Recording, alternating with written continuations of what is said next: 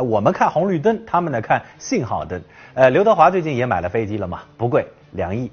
据悉，刘德华为方便外出工作时妻女能够同行，豪掷2亿买下和成龙相同的私人飞机，机舱中真皮座椅、独立厨房应有尽有，最多可承载13名乘客。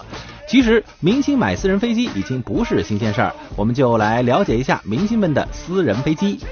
范冰冰拥有一架小型豪华飞机，价值2000多万元。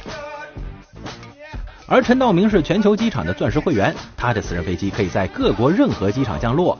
开玩笑，陈道明谁呀？那可是皇上。李连杰曾花费3000万购置私人飞机，戏里飞靠薇娅，戏外飞靠美元，有钱到哪儿都能腾云驾雾。不过近几年李连杰改做慈善，估计出门也坐大巴了。林青霞的飞机属于世界先进机型，配备厨房能随时提供热食。林大美人如今转行当了作家，飞机上写小说容易出灵感。1亿元人民币对于周杰伦来说，那只不过是1年的广告收入，不走寻常路，飞机也得比人家个儿大。最牛的要数咱本山大哥了，据说他的飞机出身名门，属于庞巴迪挑战者系列，里头酒吧、健身房、卧室应有尽有。本山大叔在里头喝着小酒，跑个小步，洗个小脚，训个小图，不要太乐活，谁还愿意上春晚遭罪呀？而成龙大哥的飞机价值也超过2亿元。据悉，2012年，成龙担任巴西航空工业公司品牌大使，并购买了这架传奇650型商业喷气客机。